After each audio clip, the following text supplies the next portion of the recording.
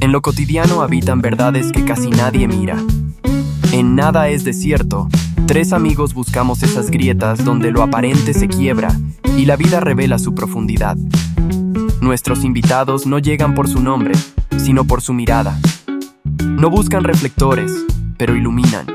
Son tesoros ocultos que nos ayudan a repensar lo que creemos saber. Bienvenidos. Ay, te salió bien, ¿no? Gracias.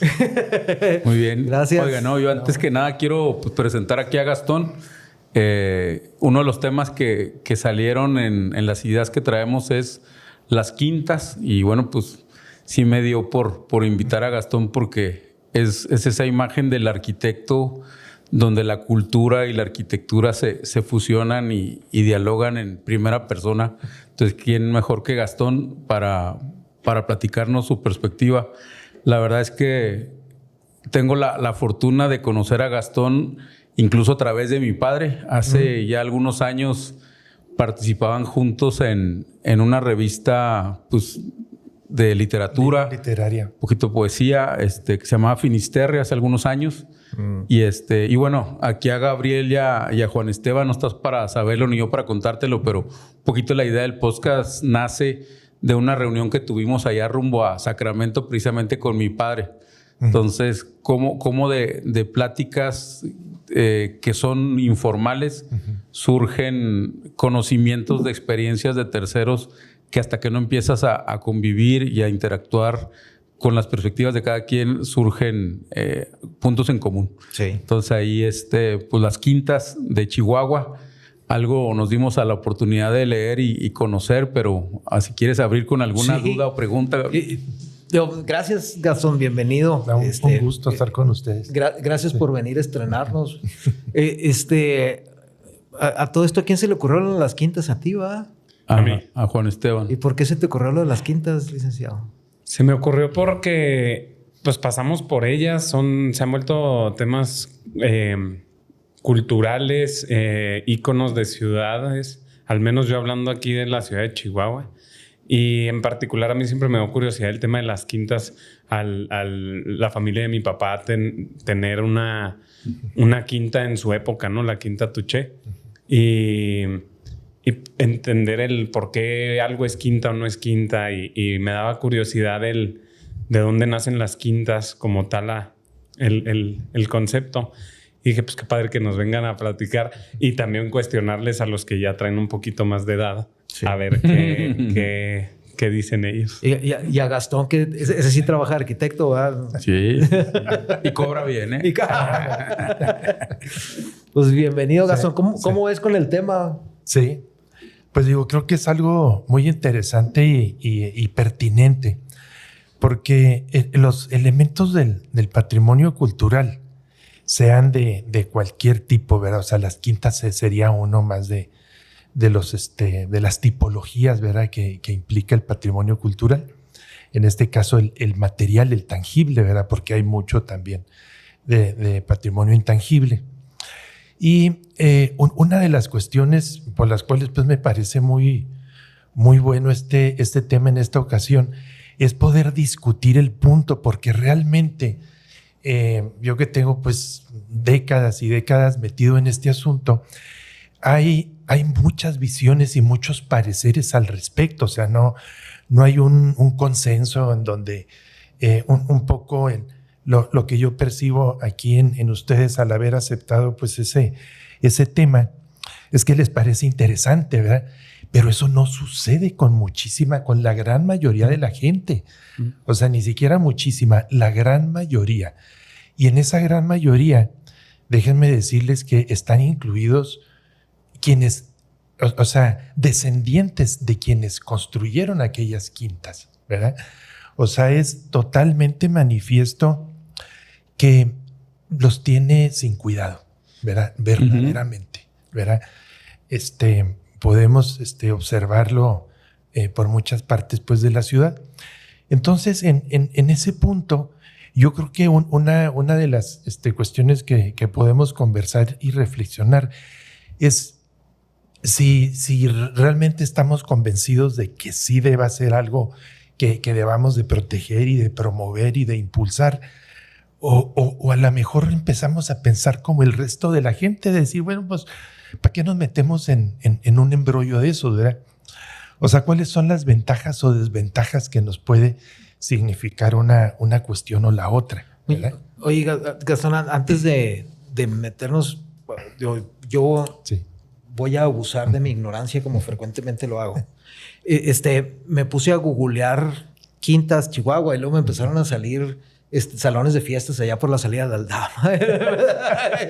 Todos se llaman quinta, Sí, ¿verdad? claro. Yo Sí. también lo googleé. Sí, claro. Y me salieron top 10 para bodas. Claro, uno que no es arquitecto. Bueno, y ya, bueno, de quintas con valor histórico, y estoy hablando de googlear porque es lo que Lo que hacemos común todos, de la ¿verdad? gente hace. Sí, ¿verdad? sí. Me salieron 4. O sea, me salió la Quinta Gameros, Ujú. me Sí. salió la Quinta Tuché, me salieron las Quintas Carolinas y... Cisniega o cómo se llama. No, y La- creo que la quinta, me salió la Quinta Zarco, que es creo que es Guetta. la que era, no la Guetta, creo que Sí. es la de enfrente, que es la que era de Mariano la de frente, Valenzuela. ¿verdad? Sí. Sí, Sí. pero digo, muy brevemente, ¿cómo definirías una quinta de Una quinta, sí. Bueno, ese es un término muy español, pues, ¿verdad? O sea, los italianos le llaman villa y así, ¿verdad? Entonces, el término existe desde la Edad Media en España y se refiere a una casa que tiene dimensiones mayores al común de las casas, ¿verdad? Yo recuerdo también en los pueblos, aquí en Santa Isabel, en San Andrés, en esos lugares, o sea, una casa un poco más grande de lo normal, la gente ya le empieza a llamar quinta, ¿verdad? Entonces, de ahí viene el nombre propiamente, y esas que googlearon y que les sale de esa manera, es porque en el mismo nombre llevan otras casas que pueden ser quintas, ¿verdad? No lo tienen en el nombre, ¿verdad? Por eso salió allí. Pero en términos, vamos a decir, arquitectónicos o de una tipología arquitectónica, a eso se refiere. O sea, una casa de dimensiones superiores al común, ¿verdad? Ok. Y las que menciona Gabriel son las que entenderíamos como las distintivas de Chihuahua, ¿o tú tienes otra lista? Sí, no. O sea, definitivamente hay bastantes más al respecto. Por ejemplo, pues bueno, una persona que siempre ha apreciado este tipo de cosas, que era el señor Eloy Ballina, pues él para su vivienda se llevó una casa que estaba en la avenida Zarco, ¿verdad? La Quinta Elena, ¿verdad? Entonces la trasladó allá a Lomas del Santuario poquito antes del 70, ¿verdad? Yo ya la conocí armada y completa en 1970, a lo mejor un par de años antes se la habían llevado allá. Una casa muy bonita, ¿verdad? Digo, por el interior nunca me ha tocado conocerla. Supongo que así como la tienen por fuera, la tengan por el interior, ¿verdad? Aproximadamente, cuando menos en planta se advierte que respetaron el partido arquitectónico, ¿verdad? Y allí mismo en la avenida Zarco, pues hay algunas otras casas, Sí, ¿verdad? que tendrían esas dimensiones, que ¿no? tendrían esas dimensiones y esas mismas cualidades definitivamente, ¿verdad? 2 o 3 de la avenida Cuauhtémoc también pueden quedar en eso, ¿verdad? La de los Valles, o ahí donde está la Casa de Bolsa, la de los señores Díaz, ¿verdad? Pueden tener también esa misma connotación. Sí. Ahora, la que encontré yo, digamos, con más retazos de historia, bueno, la más longeva que encontré fueron las Quintas Carolinas, porque esa sí iba un poquito antes del siglo XX, ¿no? A mediados del siglo XIX, por ahí. Sí. Luis Terrazas. Tal vez la Quinta Elena también sea más antigua, fíjate, que las Carolinas. Que las Carolinas. Sí. Y a lo mejor las Quintas Carolinas por ahí, digamos, hablando urbanísticamente hablando, sería de las primeras culpables de la expansión urbana de Chihuahua, ¿no? por el desarrollo que generó en el entorno. Que generó hacia allá. Sí, porque ya el primer crecimiento que se da un poquito es hacia Santo Niño, un poquito Altavista. Sí. Pero ya Quintas Carolinas estaba lejos para los medios de transporte que había en aquel entonces, ¿no? Fue el primer alargamiento probablemente a un río frondoso en aquel entonces, ¿no? El principio de trabajar la política de ciudad cercana, ¿no? Sí. Sí, de la expansión, pero ahí pues por la idea siempre, porque también encuentras que las quintas a veces se asocia con el lugar. Me tocaba leer que la relacionan con los Hamptons de Nueva York, donde están al lado del río y lo que sea, pero bueno, pues me quedaría con la precisión de Gastón. Pero sí, donde encuentro más esbozos de historia interesante político-social, pues aquí en la Quinta Gameros, ¿no? Sí, cómo no. La toma de la revolución, casa del presidente en turno, si no me equivoco, de Carranza, ahí ¿no? estuvo Carranza, exactamente. Sí, no tiene muchas cosas, sí.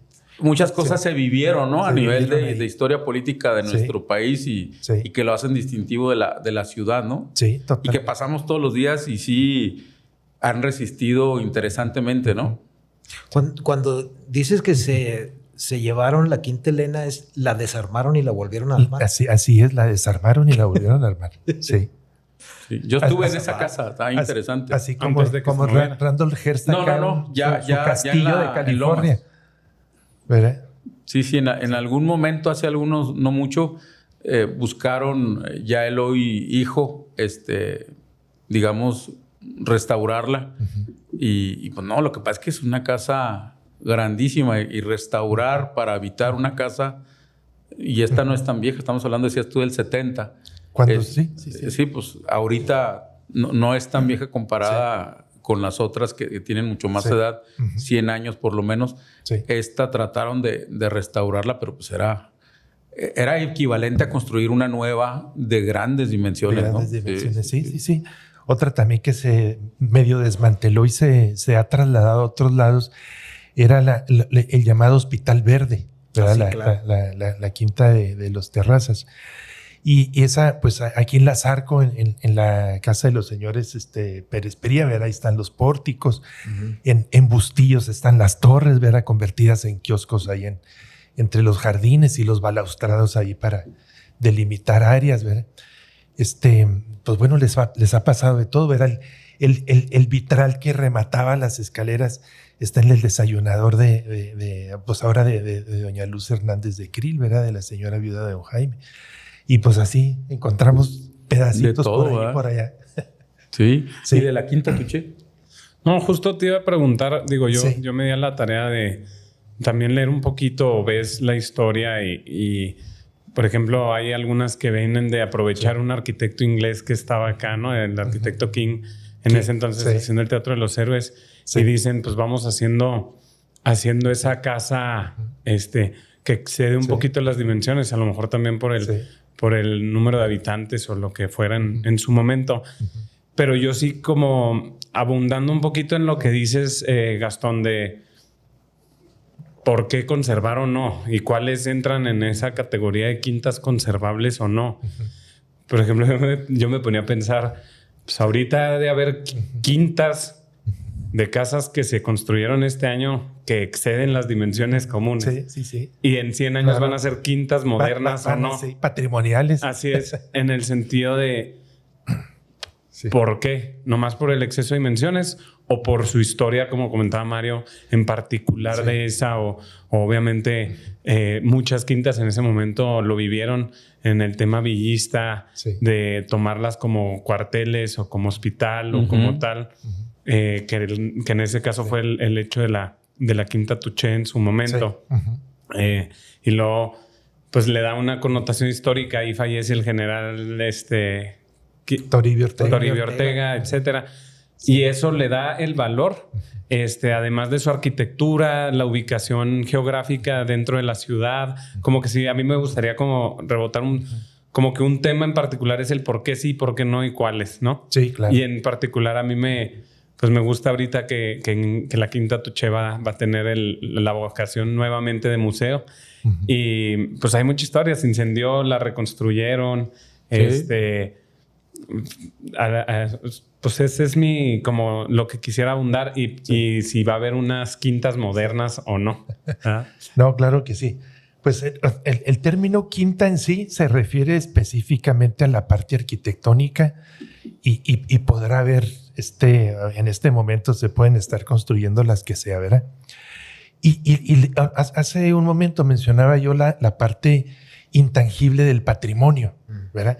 Entonces, un elemento material como puede ser un edificio, pues puede tener una serie de contenidos ya inmateriales muy importantes. Por ejemplo, nuestro Palacio de Gobierno. Digo, ¿en cuál Palacio de Gobierno del mundo se fusiló al padre de la patria? Claro. O sea, Chihuahua somos, pero absolutamente privilegiados en cuanto al valor simbólico, ¿verdad? Que el edificio tiene en ese sentido y que a lo mejor nosotros los chihuahuenses no se lo hemos dado. Correcto. ¿Verdad? O sea, falta todavía cultivar eso. Entonces, muchas de las quintas, ahorita se mencionaba pues en Lagameros la cantidad de acontecimientos históricos que sucedieron allí, ¿verdad? En la Quinta Carolina también pasaron muchas cosas por haber estado pues envueltas y haber sido pues parte allí del vórtice de la revolución, ¿verdad? Y de la confrontación de los bandos, ¿verdad? Eso tuvo que ver allí con esa cuestión, ¿verdad? En algunos otros de los edificios, por ejemplo, hay cuestiones pues que pues podíamos también rescatarlos en un sentido así un poco anecdótico, que también tiene su sabor y su parte pues muy, muy interesante. Por ejemplo, en la Quinta de Orcasitas, ¿verdad? ¿Cuál es? Está casi enfrente en la de la Quinta Ahumada, que la de los señores Kirill, que tiene un domo verde. Okay. Que la cubre un bol. La Quinta Ahumada es la de la Juárez y Es Colón. la de la Juárez y Colón, sí, la de los señores Kirill. Entonces, en ese lugar, mi papá me decía, es que ahí vivía el cónsul de Inglaterra y tenía un león. Pues bueno, pues sí, pues tenía un león, ¿verdad? El cónsul de Inglaterra ya desde principios de siglo y luego ya hasta antes de la Revolución. Y el día que tuve la fortuna de entrar, una jaula con unos barrotes de este tamaño, ¿verdad? Ahí está todavía, ¿verdad? Entonces, pues yo creo que todavía hay quien tiene leones, ¿no? Todavía quien tiene. Sí, todavía pasa. ¿Verdad? Entonces, así podemos, o sea, nos ponemos a investigar y a checar cosas y podemos encontrar muchos detalles curiosos, simpáticos, ¿verdad? Otros históricos, ¿verdad? Así de mucha trascendencia, ¿verdad? Pero pues que para darle pues sentido y una cuestión pues así de contenidos, por decirlo de alguna manera, al patrimonio, que yo creo que en mucha medida, si lo logramos, le va a empezar a llamar la atención a la gente. Ahorita es porque desconocemos, o sea, todos esos detalles, o sea, no lo sabemos, ¿verdad? Y por lo tanto, pues las piedras no nos dicen nada, ¿verdad? En sí mismas. Ahora, no dicen nada, pero sí, como ciudadanos del norte, somos bravos y hemos sido complejos en entender que si hay legado cultural y patrimonial, como ahorita decías, ¿no? Al final del día... Nos hemos creído eso. Nos hemos creído de que somos centauros y por tanto destructores. Pero sí se vuelven testigos de la historia, que es, por muy ignorante que seas o muy irreverente, difícil de despreciar, ¿no? Sí podemos caer en la discusión si un lugar tiene valor histórico, patrimonial o no, porque lo vemos y habrá que ser, ahora sí que alguien que tenga cariño por el adobe, por los materiales, por lo que sea.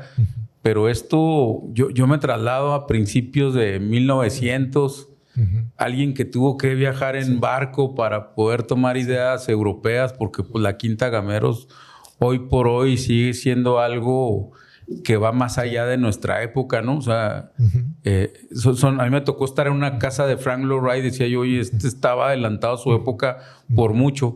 Y en el caso de la Quinta Gameros, la Quinta Tuché, invertir en la ciudad de Chihuahua como invirtieron, con el cariño que debía tener por prósperos que fueran, y que hoy por hoy pasas y volteas.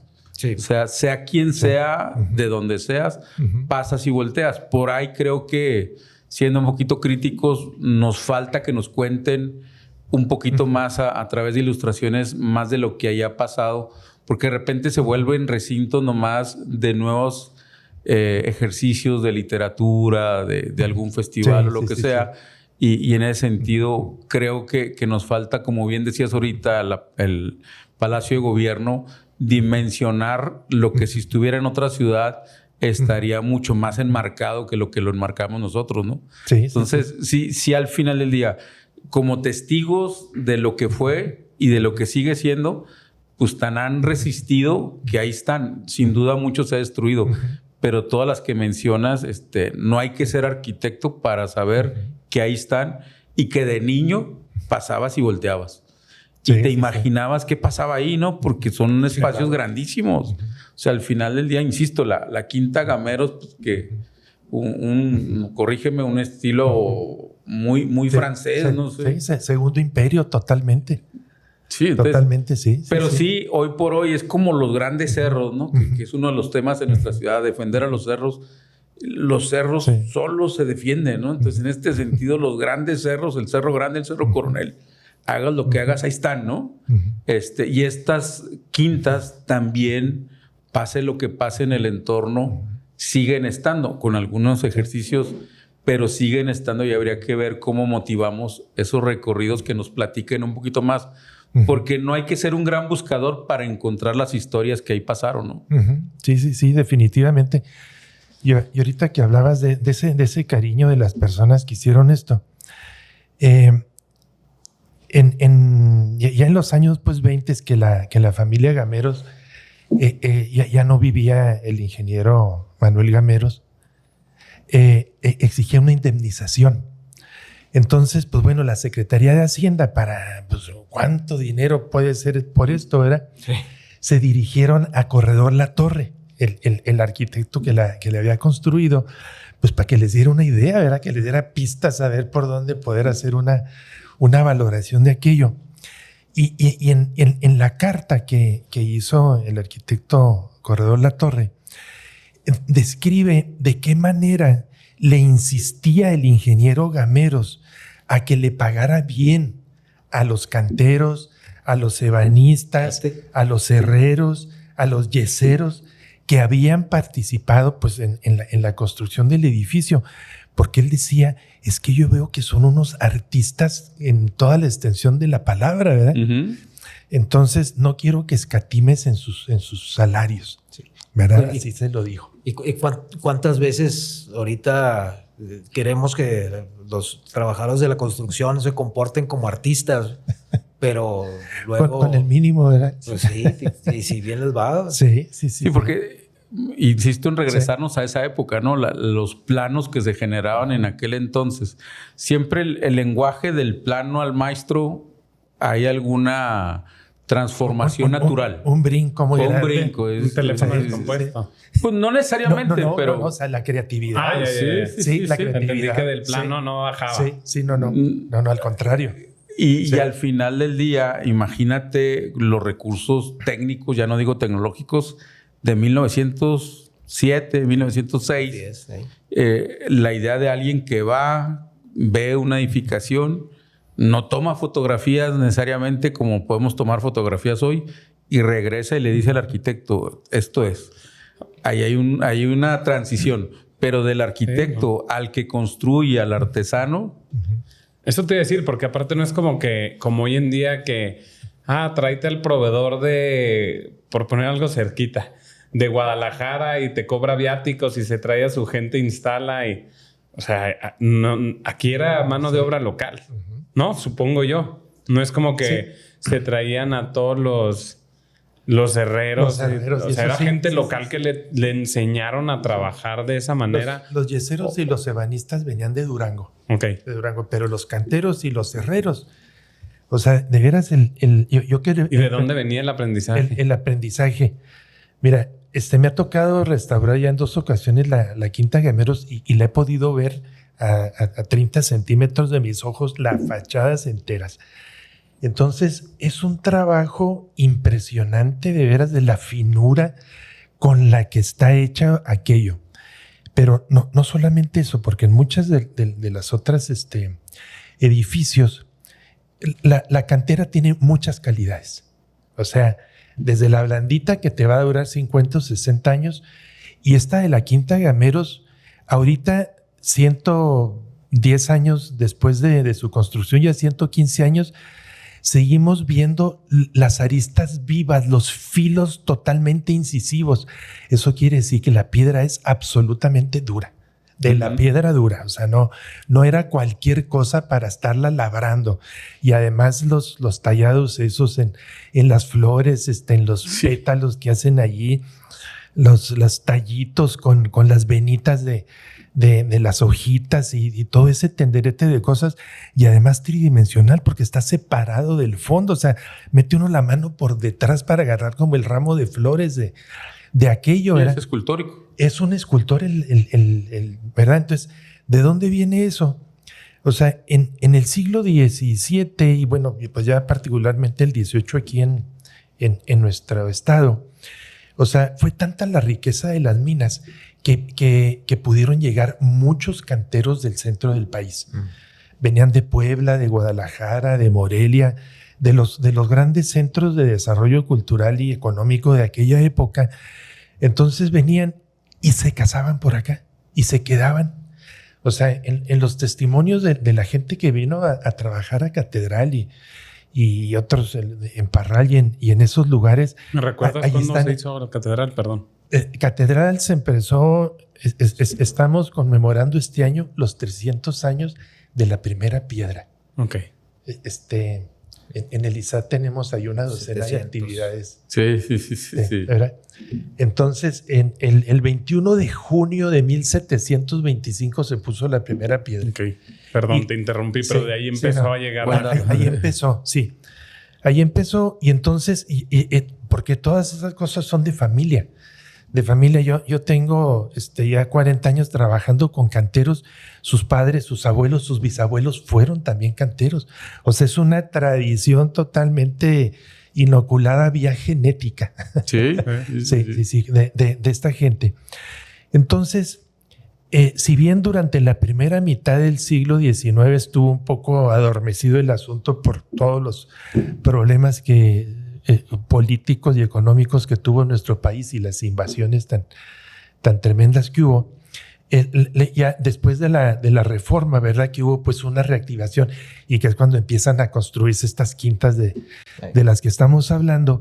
Se revitaliza la actividad de los canteros y luego, si bien con la revolución se interrumpe, pero luego contradictoriamente, ¿no? O sea, el nacionalismo revolucionario, ¿verdad? Que impulsan los nuevos gobiernos, imponen como el nuevo estilo nacional mexicano de la cultura, el neocolonial. Entonces, ahí tenemos todas las casas colonial californiano de la Zarco, de la Cuauhtémoc, otras acá por la Juárez y etcétera, etcétera, ¿verdad? Entonces, de nueva cuenta, ¿verdad? Ebanistas, herreros de forja, labradores de cantera, yeseros, decoradores pictográficos, todas esas tradiciones artesanales, pues, o artísticas realmente se vuelven a revivir otra vez. Ahora, eso también te muestra, digo, porque yo viví Juárez muchos años, te muestra también una sociedad que sí se arraiga a la ciudad. O sea, en Juárez, si tú conoces, pues más allá de la ciudad, no es tan abundante el empresario que invierte, ya no digo siglo XXI, siglo XX, en Juárez para quedarse, ¿no? Era un lugar de paso.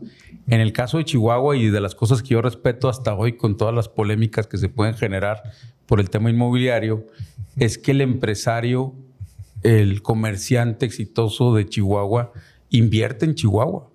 Y lo ves, como decías tú, en las múltiples ejemplos de las quintas, o desde Luis Terrazas, que también invertía en Chihuahua. O sea, sí hay un arraigo de mostrar mi éxito y mis ganas de vivir en el lugar donde estoy, que es Chihuahua, ¿no? Y se generan esos pequeños testigos por diferentes partes de la ciudad que, insisto, se vuelven complejos de debatir en su valor o no.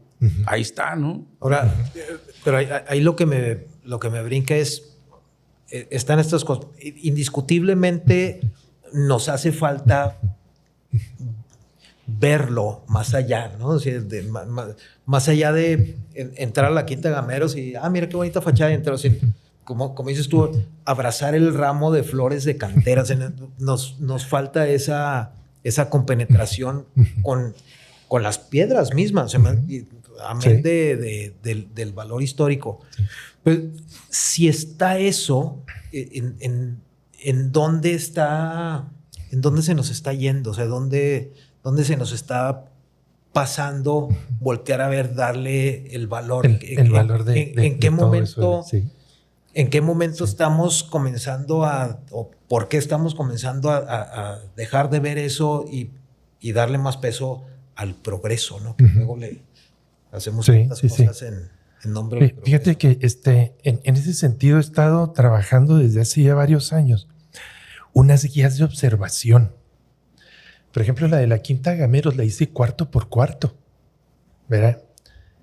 Con mis estudiantes de la escuela. Entonces, para que las personas al entrar al comedor, a la sala o lo que sea, o sea, hay una descripción general de lo que es el estilo, ¿verdad? Y bueno, ¿y ese estilo de qué se compone? Pues aquí están estas molduras, están estos roleos, estos mascarones, y acá hay unas cariátides, y de este lado unos florones y una serie de guirnaldas y de cosas que están compuestos y pintados de tales y cuales colores que eran los de la moda de ese momento, y está compuesto siguiendo tales y cuales patrones, y en la parte de abajo tenemos esto, en medio esto otro, y en la parte de arriba esto otro, como un remate que abarque y que, o sea, para que la gente sepa qué ver y cómo verlo, ¿verdad? Y un poco también meterle ahí ciertas anécdotas para que diga, bueno, ¿por qué están aquí los cupidos del amor? ¿O por qué que están estas palomas y los escudos y la máscara de Medusa? O sea, ¿qué quiere decir esto? Entonces, bueno, hacer una serie de remembranzas para que la gente tenga que contar y que hablar acerca de esas cosas, ¿verdad? Y en ese sentido, pues ya es tema de conversación, ¿verdad? Ya se lo platicamos a los niños, ya empieza a manejarse como se supone que debemos de manejar, pues, las cuestiones del patrimonio cultural, pues de forma más cotidiana, más involucrados, ¿verdad? Con un poquito más de conocimiento, ¿verdad? Y en fin, entonces, o sea, ese tipo de cuestiones creo, pues en algo servirán, ¿verdad? Para sí, claro, coadyuvar a la difusión y la promoción, pues, de estas cosas. Yo creo que también, contestando un poquito, Gabriel, digo, no sé qué opinan ustedes, pero yo sí creo que, por ejemplo, mi hermana es artista. Justo acaba de terminar una maestría en Italia en arte sacro. Y le fascina el arte sacro. Y ella cree que lo va a meter un poquito en el lenguaje de ella, del arte sacro. Y regresando a lo que decía Mario, de la grandeza, de la belleza, cómo te puede dejar enamorado, te puede cautivar, te puede conquistar, hablando hasta de las religiones, ¿no? Cómo esos obras tan majestuosas te convierten, te enamoran. Y yo sí creo que en parte generacionalmente se ha perdido un poquito la sensibilidad a la belleza, en el sentido de se ha perdido el aprecio, el tiempo de contemplación, el tiempo de... O sea, no me acuerdo, alguien me decía hace poquito de... Yo quiero que hasta a lo mejor fuiste tú, no sé, de... Que le decía a alguien, a sus directivos, yo creo que se aburran 20 minutos al día, de que piensen, que generen creatividad, ese ocio sano, ¿no? Uh-huh. Y yo creo que parte de la tecnología que la pudiéramos usar para googlear, como lo hicimos para el tema de hoy, y usarlo para formarse y usarlo para tal. Y hay esos esfuerzos tan grandes como el que dices que hacen allá atrás del ISAD. Uh-huh. Veo también que se inauguró la ruta de los tótems, ahora la ruta turística. La ruta turística a través de tótems que te pudieran dar una mejor idea al caminar en la ciudad, etcétera. Pero sí estamos perdiendo mucho tiempo con la tecnología, usándola de una manera no tan adecuada. Yo sí creo que hay un factor ahí de eso, de que no sé si es generacional o no, pero que se ha perdido ese tiempo de contemplación, de admiración, de ganas de conocer. O sea, porque herramientas también puede que haya, ¿no? Y no sé cómo no sé cómo se le pudiera dar la vuelta a eso. Pero yo creo que hay algo. Yo creo que al final del día sí es un tema de estar distraídos. O sea, cada vez focalizamos más, ¿no? Ahorita arrancábamos la reunión de si pone el celular o no en la mesa, ¿no? Porque precisamente al estar el celular en la mesa y nos pasa en todos lados, pues empiezas a ver un pedacito de 7 centímetros por 12 y dejas de ver todo lo demás. Sí. Y me pasa incluso que cuando sales de vacaciones estás más concentrado en las fotos que te estás tomando. Yo pierdo la posibilidad de ver el entorno al estarme tomando fotos o estar tomando fotos. O sea, ya estoy viendo el aparato para ver si está bien enfocado, si está chueco, si está centrado, y empiezo a dejar de ver el entorno. Y la verdad es que soy de pocas fotos. Y eso favorece, pero en fin, es otra cosa. O sea, sí creo que esa idea de focalizarnos a lo muy diminuto y todavía hacerle zoom, esa idea de no caminarlo, de no recorrerlo, pues viene lastimando un interés que creo que sí está, pero está descansando en otro lado, está apagado. Sí. Y al final del día sí creo que habrá que meterle un poquito de creatividad para que logremos con la misma tecnología actual entender, para empezar, cuántas quintas hay y qué historias tienen algunas de ellas. Insisto, lo que representan. Cosa curiosa, la mayoría de ellas son transparentes. Sí.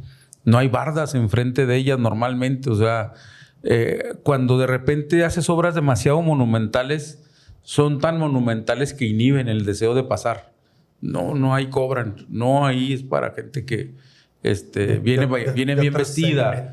Yo no pertenezco a eso, ¿no? Y estas que estamos hablando hoy por hoy se distinguen mayormente, salvo algunos descalabros que hay, por su transparencia. Un enrejado, si tú quieres, de herrería muy bien trabajada y lo que tú quieras, sí, pero son transparentes. Las conoces al pasar por la banqueta. Sí. Y realmente, como dices tú, pues empiezas a comparar ya los acabados interiores sin un punto de referencia de cómo se crearon y lo que sea, y pues evidentemente ya empiezas a distraerte con lo que tienes ahorita en la mano o con la compañía, lo que sea. Creo que habrá que ser un poquito más audaces en despertar el interés, porque sí creo que lo hay. Una vez, ¿qué hace mi hija cuando me habla y estoy viendo otra cosa? Me agarran de los 2 cachetes y me pone a ella y me dice, hazme caso. Y lo logra.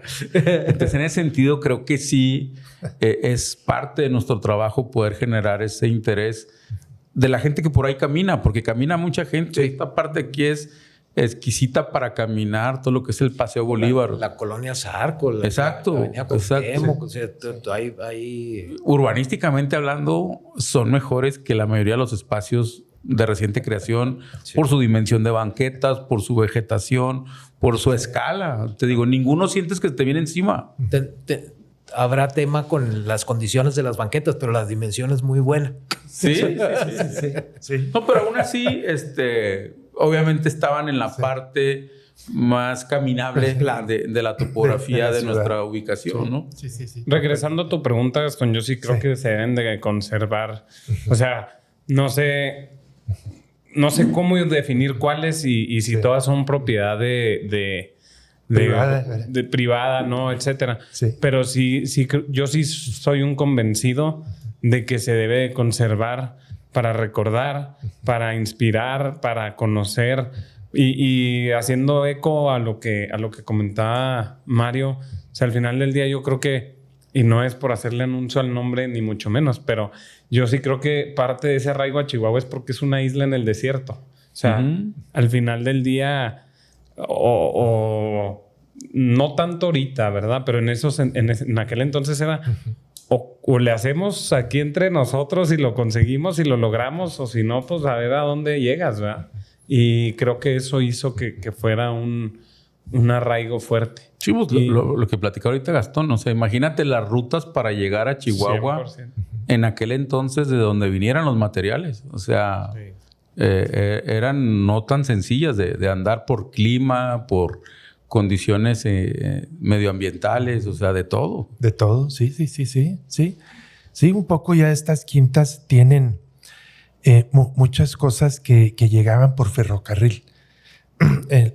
Había fábricas pues muy importantes en Chicago y en San Luis, Missouri, eran grandes centros industriales en aquella época.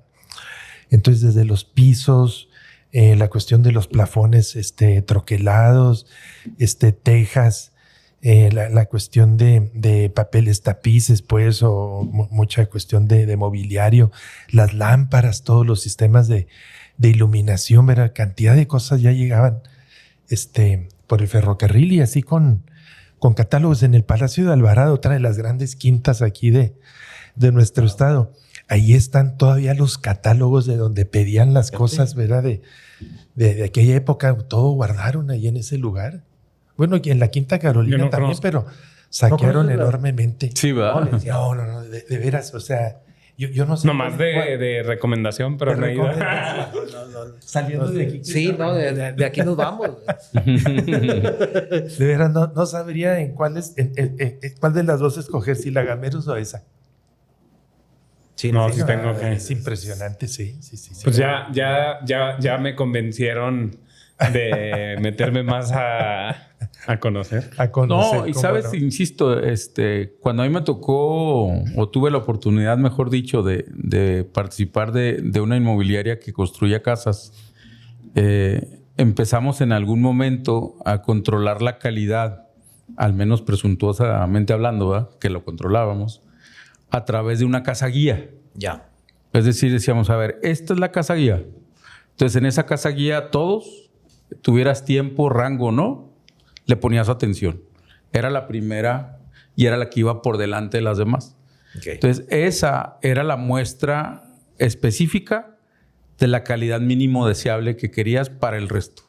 Entonces, si había una discusión en los temas de calidad o estética, ¿cómo está la casa regresábamos a la casa guía.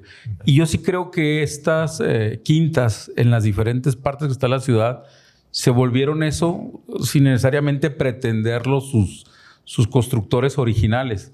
Pero hoy por hoy la mayoría conservan una dignidad que ya quisiéramos que conservaran las más de las construcciones vigentes hace 20 años, hace 30 años, ¿no? Sí. Entonces, sí creo que debiera haber un ejercicio natural de entenderlas y respetarlas por lo que reflejan como principio de calidad de lo que se puede hacer en Chihuahua.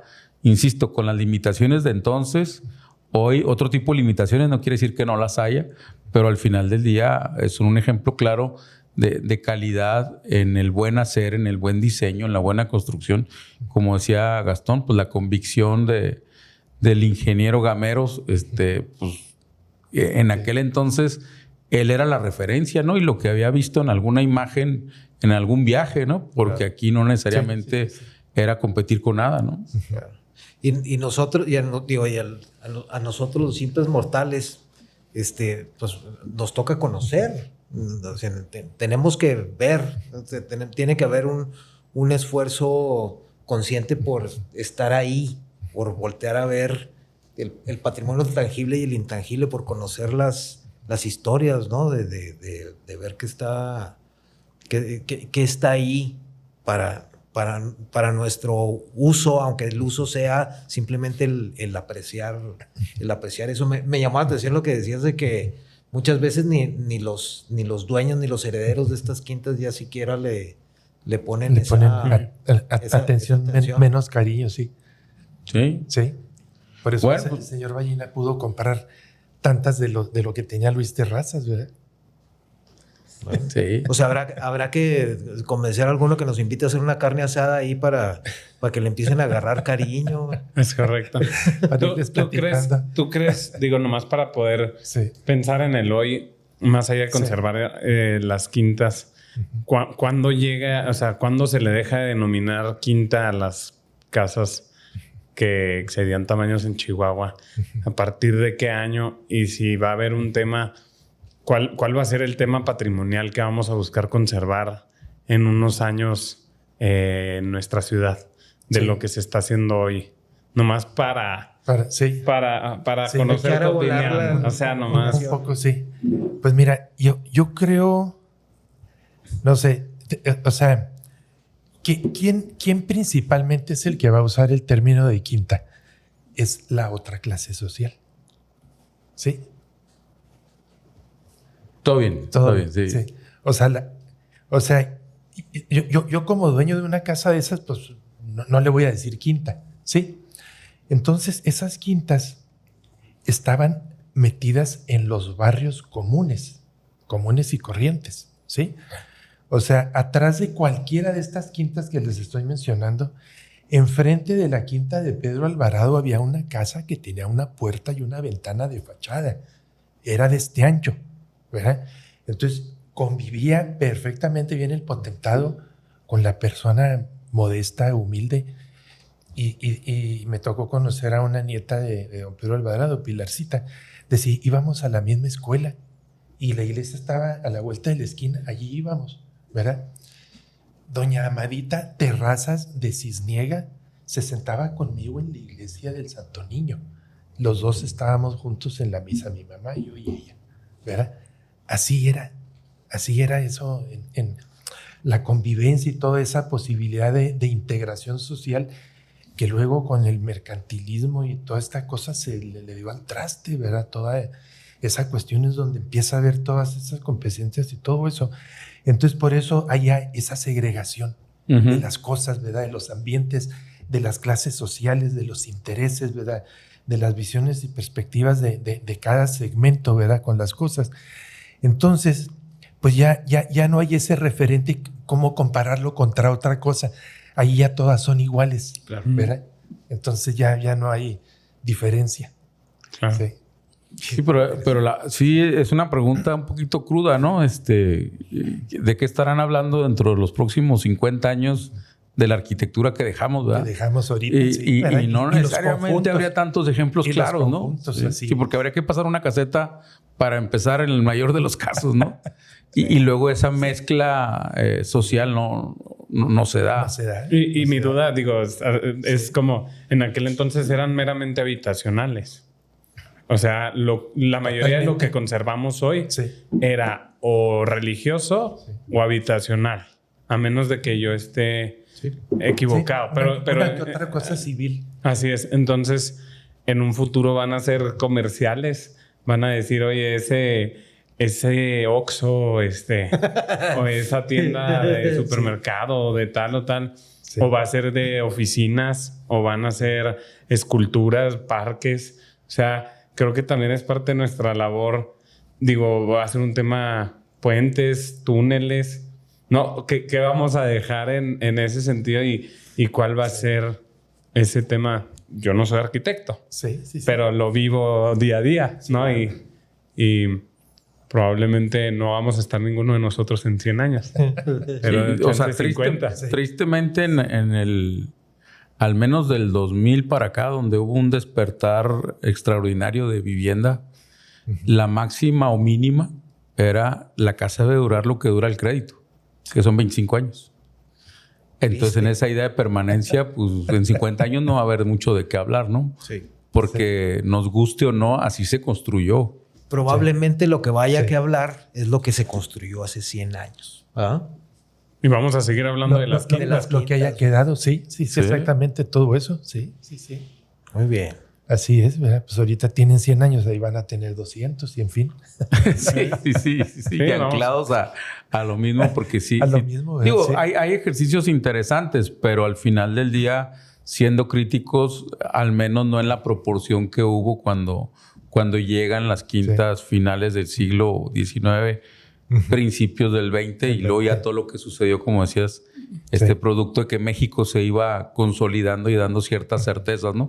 Con todo y el tropezón de la Revolución Mexicana, que esa es otra historia, ¿no? Sí. No, y si me permiten abonar un poquito la Revolución Mexicana es el primer ejercicio de macrolotes a nivel nacional. Nacen los macrolotes de los hacendados y los macrolotes del ejido. Así es. Y de ahí se parecen mucho las ciudades de hoy en nuestro México, ¿no? Y yo sí creo que, haciendo un poquito de énfasis en lo que decías, Gastón, de esa convivencia social, sin importar el tamaño de la vivienda. Y si rescatamos eso tan valioso y lo proyectamos en nuestra actualidad, para mí, parte de lo que yo, al menos si estuvieran en mis manos, buscaría conservar en un futuro o planear hoy y construir hoy, para hablar de ello en un futuro, serían esos espacios donde se da esa integración. Sí. Porque al final del día es lo que nos va a rescatar como sociedad y como país y que como tal, que se vuelve el urbano, ¿no? Esos espacios de parques, esa deportiva, esa Parque Metropolitano Tres Presas, polideportivo, que sí se hagan para que trasciendan las décadas y que se hable de ese lugar que nos trajo a Chihuahua, regresar a esa integración social. Finalmente. Yo creo que, no sé si va a ser el Fashion Mall uno de ellos, o de uno, o Paseo Central o tal, pero que lo hagamos pensando en eso. O sea, si no, se vuelve eso que tú dices. No, y al final, digo, ya en principio de empezar a cerrar nuestra sesión de hoy, al final creo yo habría que despertar un poquito el optimismo, ¿no? Claro. Sí. La ciudad de Chihuahua es una ciudad que se da a querer.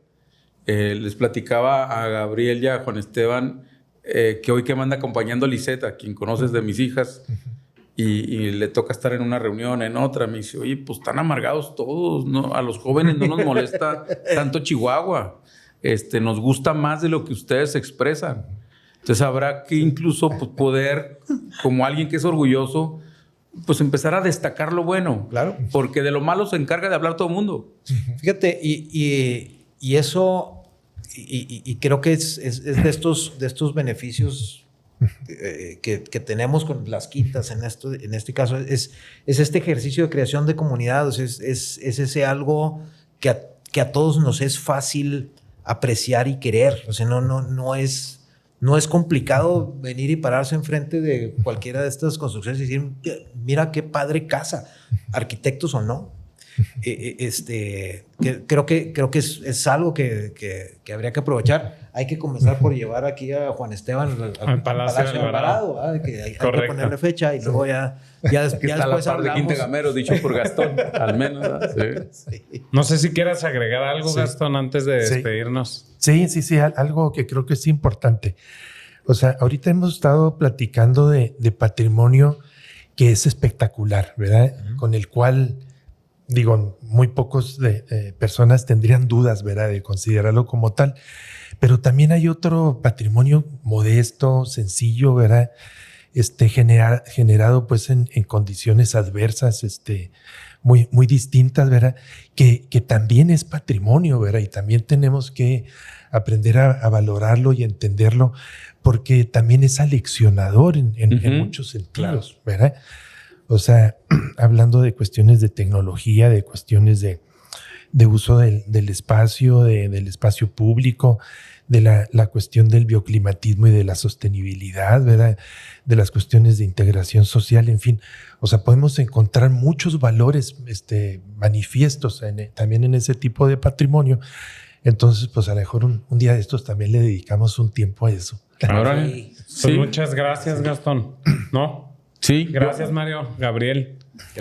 Al menos de que... Gracias nuevamente. No, a mí me gustaría en el ejercicio de cerrar con algún gráfico este podcast, es que no hoy, obviamente, aquí Gastón nos pudiera ayudar a decir, a ver, estos son los 10 que debieran de marcar en un planito de Chihuahua, porque la realidad es que parte de no saber o no reconocer es ni siquiera saber que existe, ¿no? Sí, claro. Entonces, en ese sentido, sería ideal empezar por eso y, como bien dice Gastón, este es solo uno de los renglones del patrimonio chihuahuense, correcto, ¿no? Sí. Y que no es fortuito, coincido al final, del arraigo de la gente con la ciudad. O sea, la molestia es porque la quiero mejor o el gusto es porque realmente es muy disfrutable, ¿no? Entonces, al final, se dan las dos cosas, pero no es por la indiferencia. Sí. Es por el cariño por la ciudad, que eso se aprecia mucho tenerlo, ¿no? Nos lo llevamos de tarea y ahí lo publicamos. Sí, algún gráfico que podamos encontrar. Sí, claro. Muy bien. Pues muchísimas gracias. Gracias. Y gracias por la plática. Por la invitación. Como siempre. Así es. Y gracias a quienes nos escucharon y se dieron el tiempo de escuchar esta plática de amigos. Y esperándolos en el próximo episodio para hablar de algún otro evento cotidiano de nuestra ciudad o en nuestro estado. Muchas gracias. Muchas gracias. Estén bien.